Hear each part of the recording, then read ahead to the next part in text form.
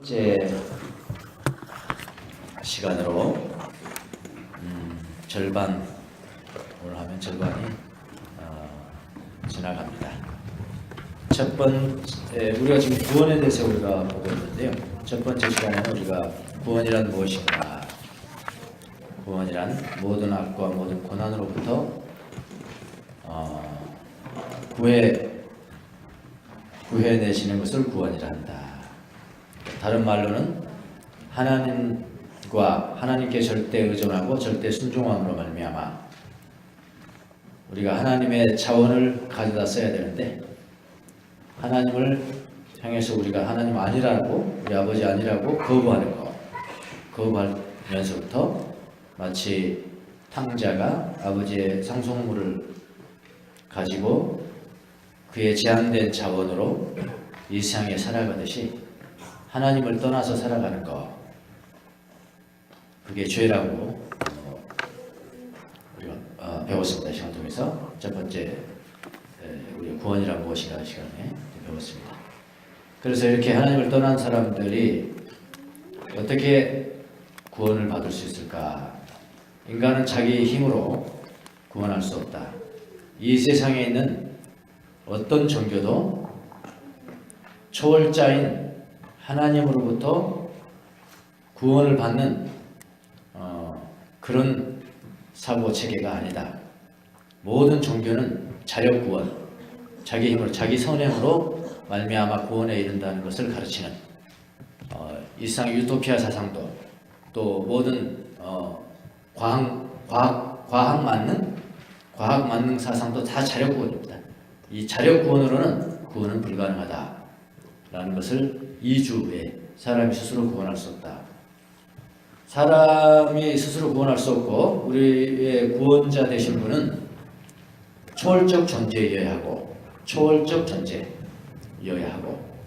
그리고 초월함과 동시에 인간의 세상에 내재할 수 있는 분여야 한다.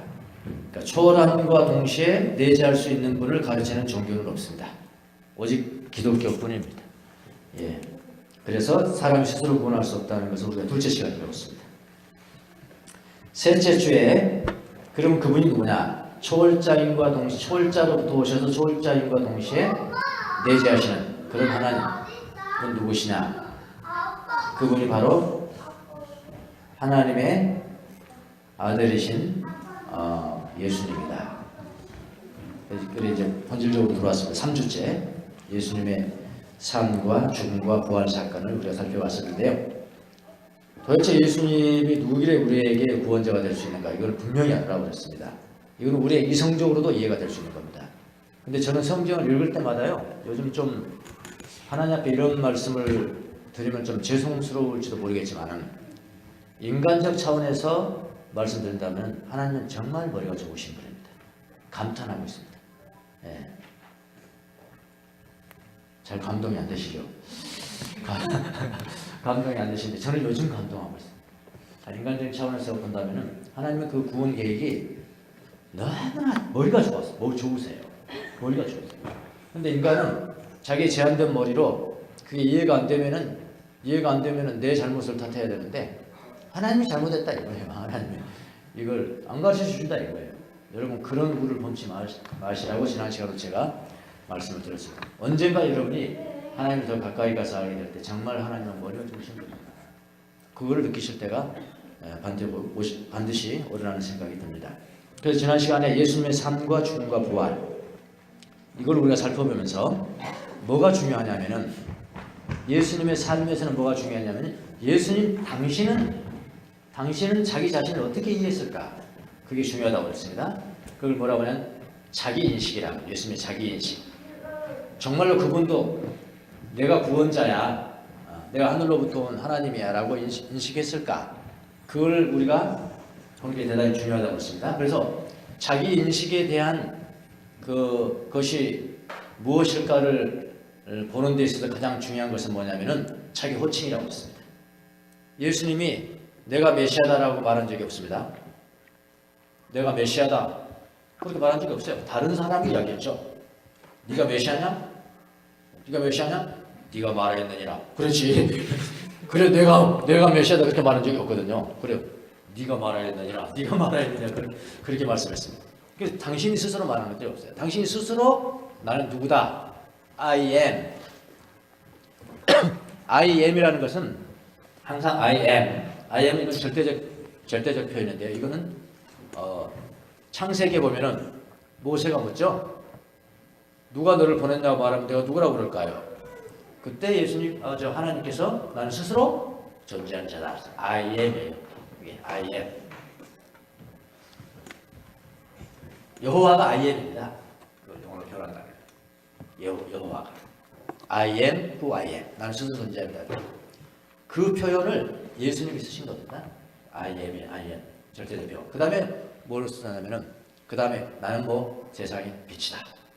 I am 선한 목자다. I am 뭐라고 하냐면 내가 인자다 라는 표현을 썼어요. 나는 인자다 라는 표현을 썼고 인자는 뭐냐면 son of man 사람의 아들 이라는 건데 사람의 아들이라는 표현을 썼고요. 항상 그 인자를 예수님 자주 쓰셨어요. 그리고 인자는 많은 사람들을 위하여 대속물로 주러 왔다. 혹은 섬기러 왔다. 이렇게 썼잖아요.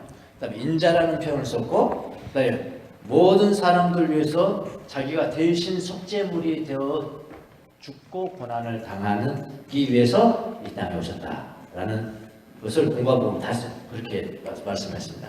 그래서 그 인자라는 뜻이 뭐냐가 중요하다고 했어요. 인자라는 뜻이 뭐냐? 왜냐하면 왜 그러냐면은 이분이 인자라는 뜻을 알고 있었을까? 그럼 인자라는 표현을 어디서 가져왔을까? 그런 것을 우리가 살펴보면은 예수님이 자기가 누구인 것을 분명히 인식하고 지금 사역을 하고 계신다 이런 말씀인 겁니다.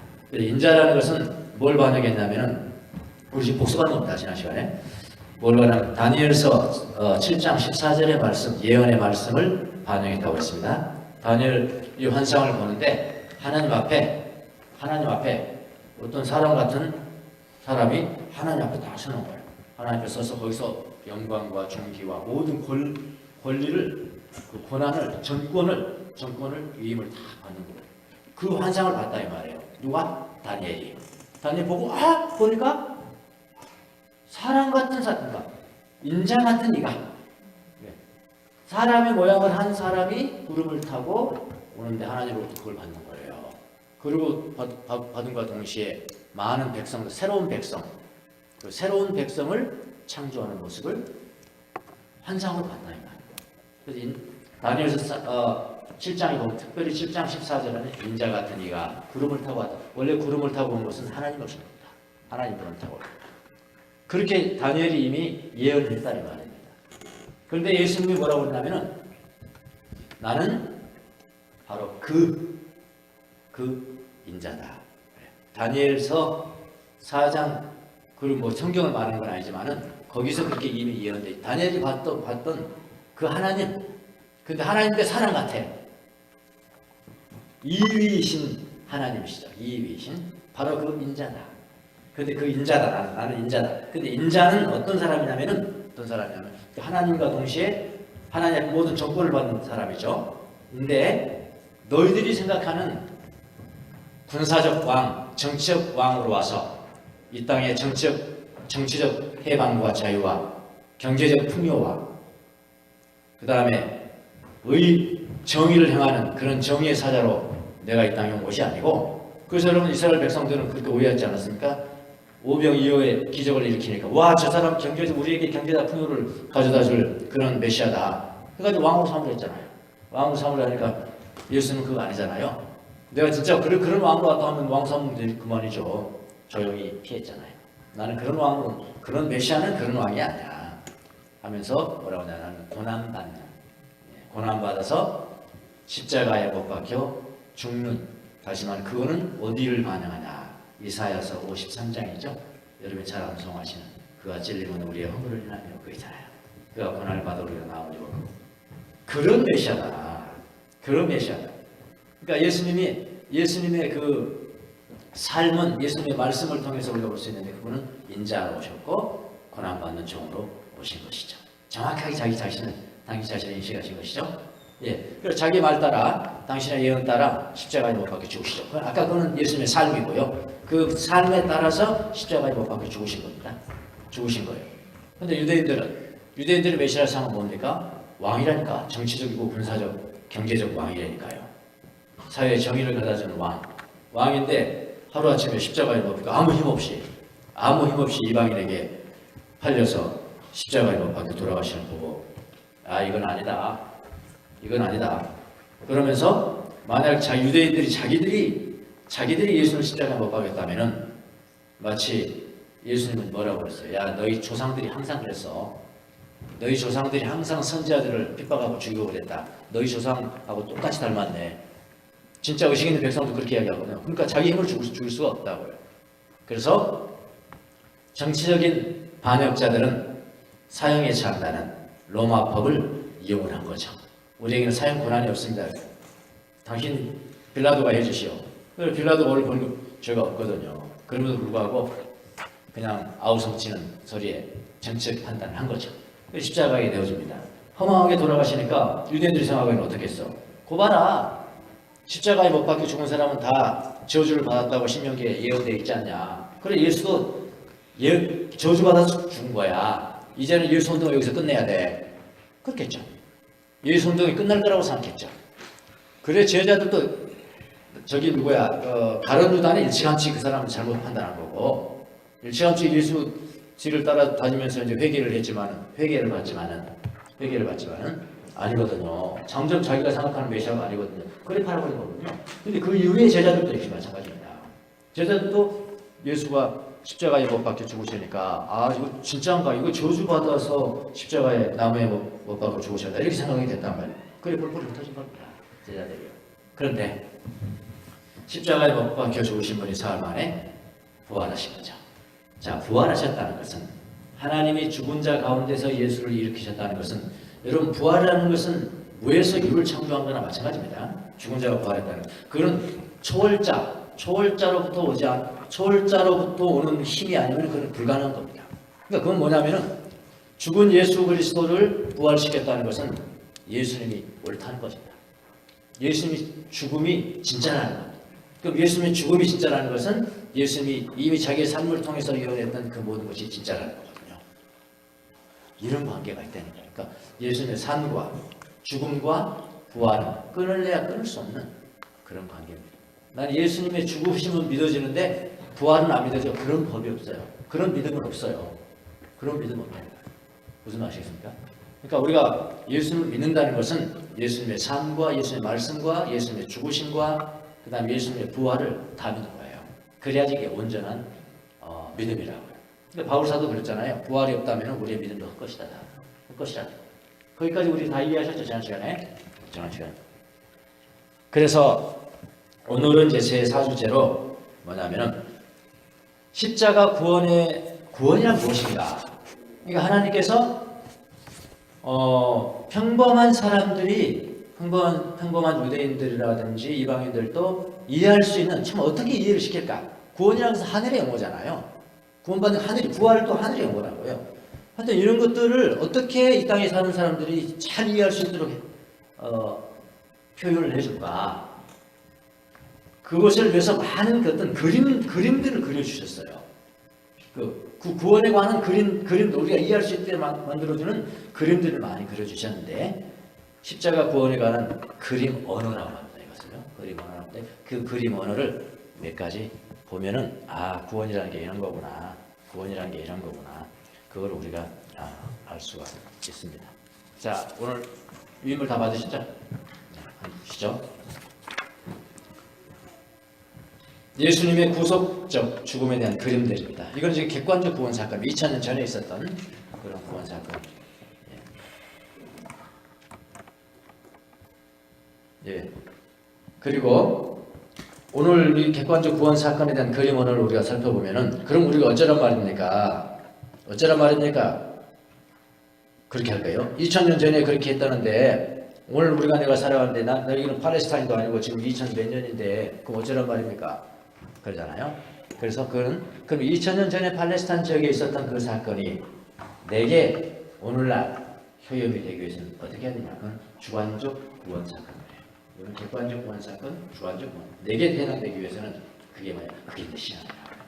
그게 믿음이에요. 그거는 다음 주에 계속 되어지는 겁니다. 다섯 번째 시간. 그게 그겁니다. 5주째 보면은 선포된 복음과 믿음 이랬잖아요. 선포된 복음 캐리그만. 선포된 복음 그건 객관적 구원 사건. 2000년 전에 있었던 제자들이 예수님의 부활을 믿은 이후에 예수께서 나를 위해서 십자가에 못 박혀 죽으시고 부활하셨다. 이게 캐리그마야. 2000년 전에 선포된 그런 객관적 사실이에요.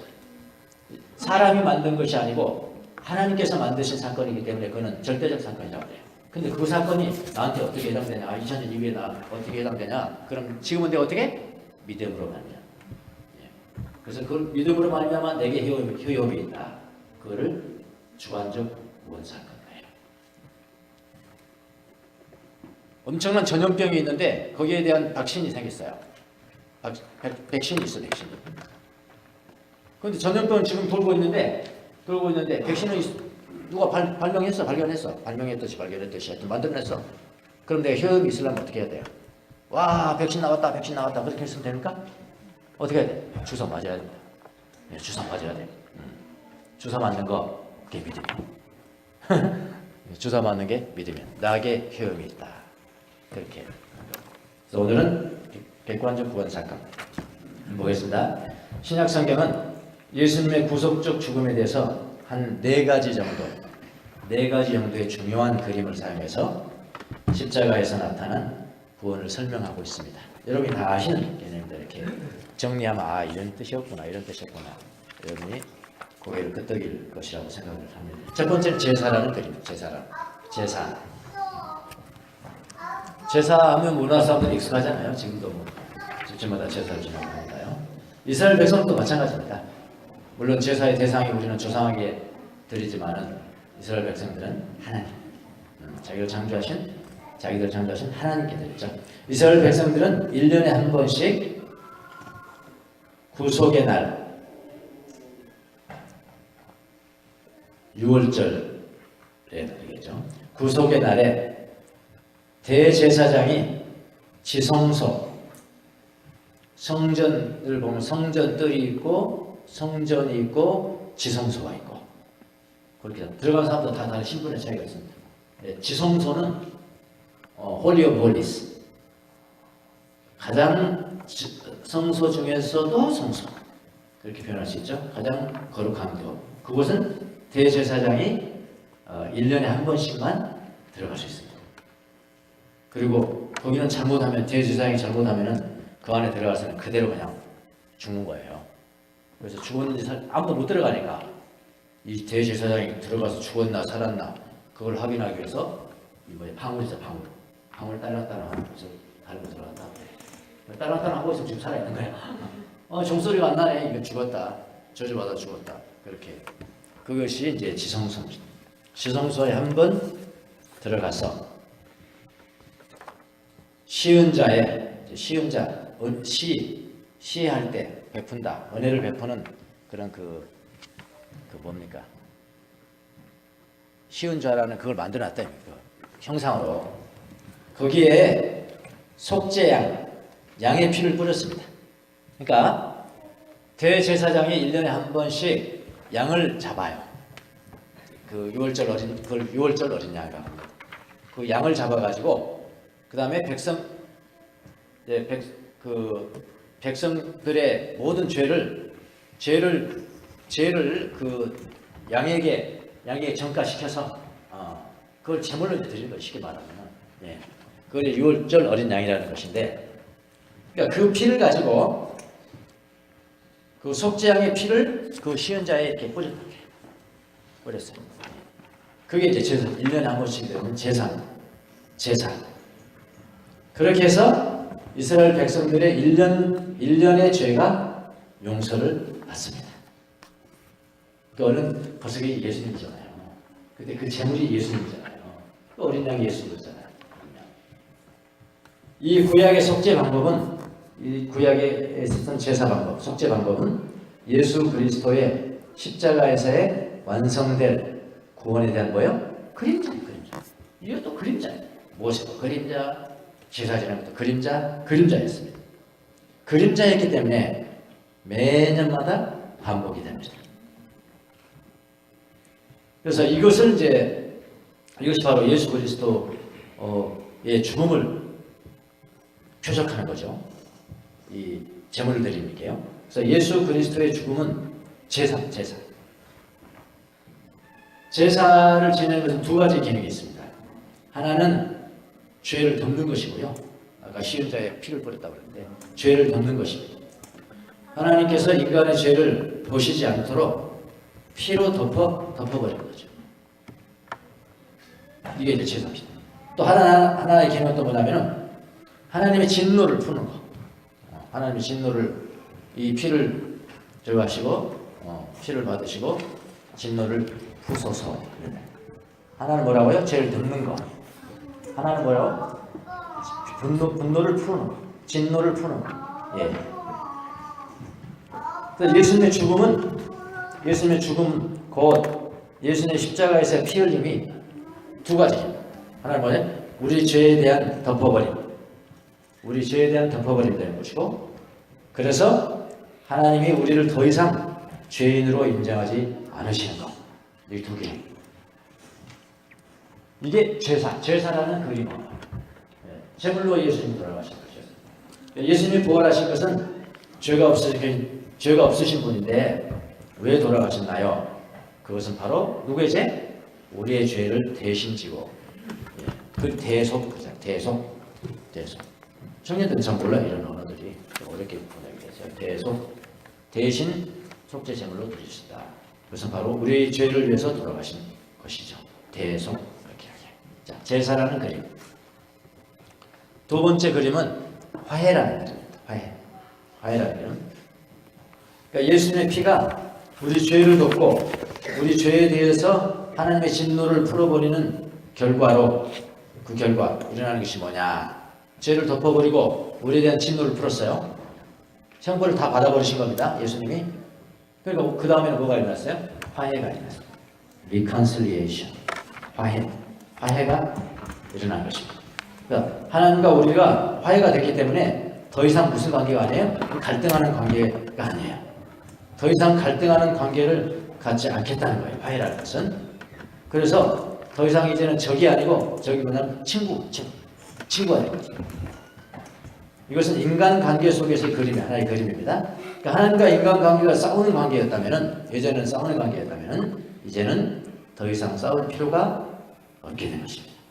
그 더 이상 싸우게 될 필요가 없게 된 것, 그게 바로 평화입니다. 평화. 샬롬. 샬롬의 원래 뜻은 이렇게 연결되다는 뜻이에요.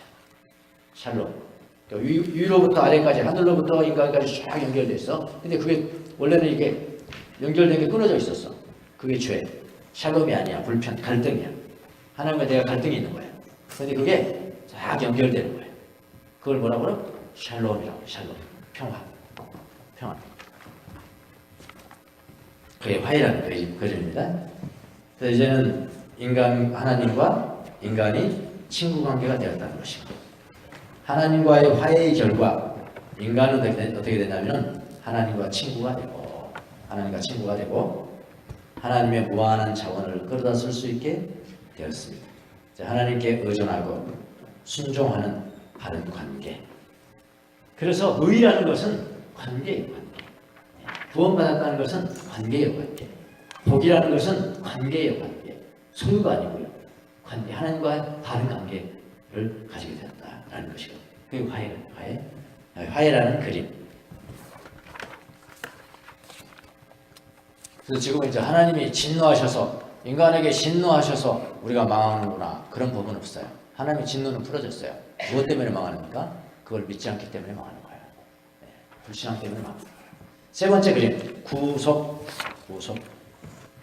저는 법조인이지 않습니까? 법조인이 되면서 처음에 교회를 나와서 예수님을 알게, 성경에 보니까 구속이라는 단어가 되게 많더라고요.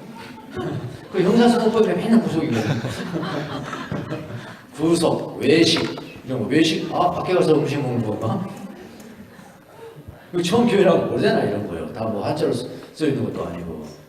그런 생각이 지금 납니다. 구속.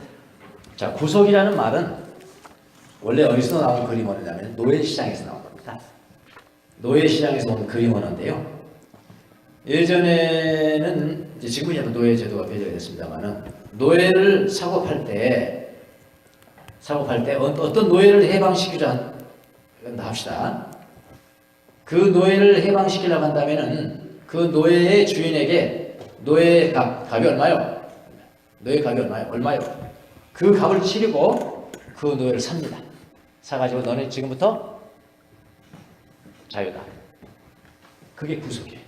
이게 그림은 그 당시 인간들은 노예시장에서는 바로 그걸 알아요. 노예를 사가지고 내가 샀어요. 돈 주고 샀어요. 소유물이 저 사람 거였는데 저 사람한테 돈을 주고 내가 사서 돈을 줘야 되는 겁니다.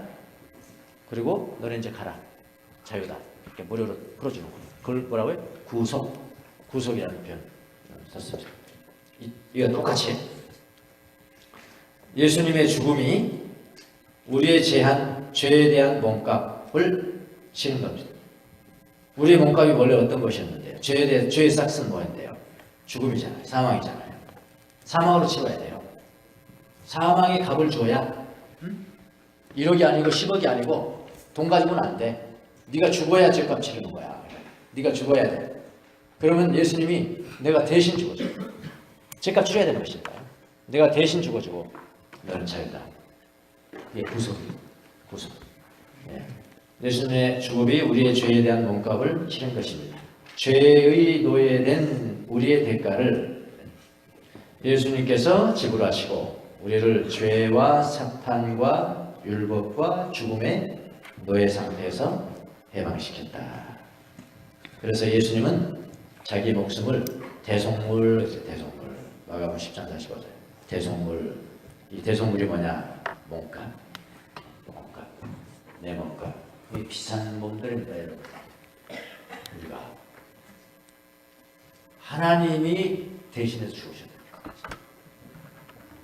너무나 그 고귀한 어떤 가치가 있는 행위이기 때문에 감히 이해가 안 되시는 거죠.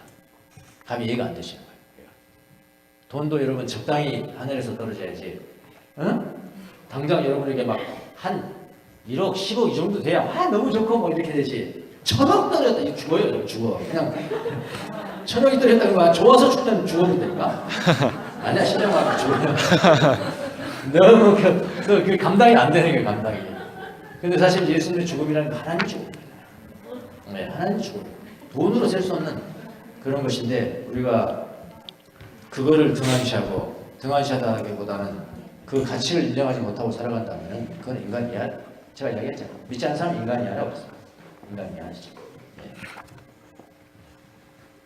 즉 몸값, 우리의 몸값이 대단하다. 오늘 배운 거 2가지 배우셨다고 생각하는데 내 몸값하고요. 하나님 진짜 머리 좋으시다.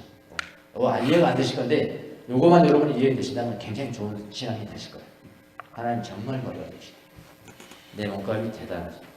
대단하거든요. 그 구속의 결과 여러분과 저는 해방이 된 겁니다. 구속이라는 그림 언어. 마지막 한 가지가 더 있는데요. 새 언약의 제사. 자, 저 밑에부터 할게요. 옛 언약이 뭐냐 그러면 새 언약이 있으면 옛 언약이 있겠죠. 옛 언약, 구약. 새 언약은 신약, 그렇죠? 예, 구약. 옛 언약은 뭡니까?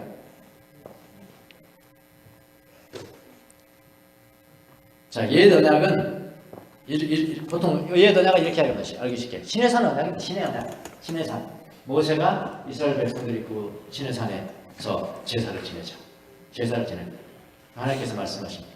나에게 의존하고 나를 순종하고 잘 지키면 너희들을 끝까지 지켜주고 너희들은 내 아들이 되고 내 백성이 되고 내 양들이 될 거야.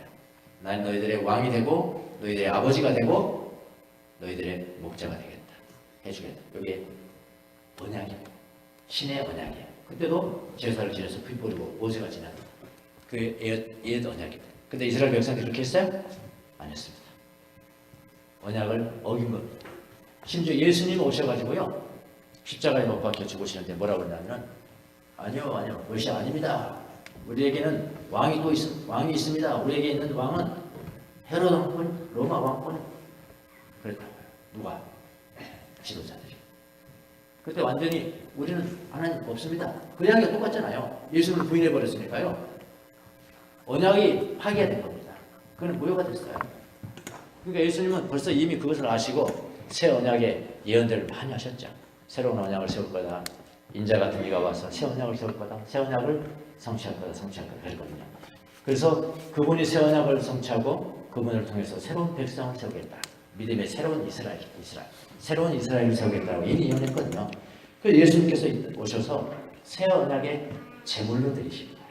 새 언약 보겠습니다. 새 언약은 옛 언약, 새 언약인지 아시겠죠? 옛 언약, 그 옛 언약이 구약이죠, 그게요.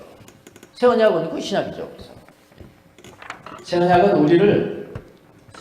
우리를 하나님의 백성이 되게 합니다. 옛 언약에 의하면 그건 유대인들만 한 거잖아요. 근데 지금은 예수 믿는 사람들은 하나님의 백성이 되는 새 언약이죠. 우리를 하나님의 백성이 되게 합니다. 하나님의 백성이란 하나님의 자녀들입니다. 하나님의 자녀들은 무슨 특권을 가집니까? 하나님의 무한한 자원을 우리 것으로 누리는 특권을 가지게 됩니다. 그래서 하나님 나라의 상속자가 되는 겁니다. 여러분 자꾸 우리가 이제 너무나 물질 만능주의에 이렇게 우리 생각과 사고와 모든 욕구들이 물질에 오리엔티드 되어 있기 때문에 뭐 상속하면 돈 받나 이거 참 그렇게 된다고요. 인간이라는 게. 근데 우리가 상속을 받고 부유해진다라는 것이 항상 경제적인 부유만 의미하는 건 아니라고요. 전방위적이죠, 사실은. 하나님 관계도 풍성해지면은 다른 사람들과 관계가 풍성해지고 또 내가 이 땅에 살아가면서 이 세상의 모든 피조물을 하나님 은혜 가운데 누릴 수 있도록 생명이 풍요로워지는 거잖아요. 그거거든요. 상속자가 된다는 것은. 그러니까 자꾸 물질적인 것만으로만 이런 보지 마시기 바랍니다. 하나님 나라의 상속자, 하나님이 우리 아버지이기 때문에 하나님의 무한한 자원을 가져다 쓸 수가 있다는 것입니다. 자, 옛 언약, 위 네 가지 지금 제사, 화해, 그다음에 구속, 그다음에 새 언약. 이런 것들은 하나님의 객관적인 구원 사건이다 라고 이렇게 하는 겁니다. 그러니까 내 밖에서 나의 밖에서 일어났기 때문에 객관적 구원 사건이라고 합니다. 자, 이제부터는 그 객관적 구원 사건이 어떻게 나에게 효력을 발생하는가, 이게 중요한 거죠. 그 객관적 구원 사건이 내게 효력이 발생하는 것은 주관적 구원 사건, 그렇게 이야기합니다. 주관적 구원 사건, 그거는 오직 믿음으로 말미암아.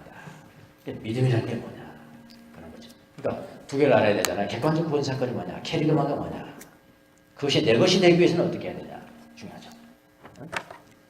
불치의 전염병을 고칠 수 있는 백신이 개발됐다는 것이 중요하고, 첫째는 개발된 게 중요하고, 두 번째는 그 백신을 맞는 게 중요한 것입니다.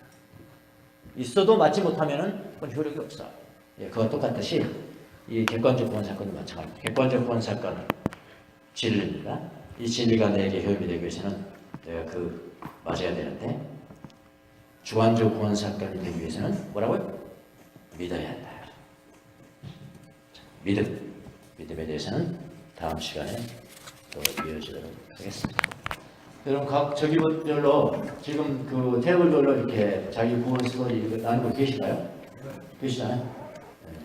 그리고 개인적인 구원 스토리를 나눌 수 없고 자기가 쓸 수 없는 관계라면 객관적 구원 사건 알아봐야 뭐예요? 백신 나와서 뭐예요? 뭐 백신 내게 효용이 있어야지. 그렇잖아요. 그리고 중요합니다, 여러분. 그렇게 좀 소개해 주시면 각 테이블별로 넘기겠습니다. 또 있다. 자.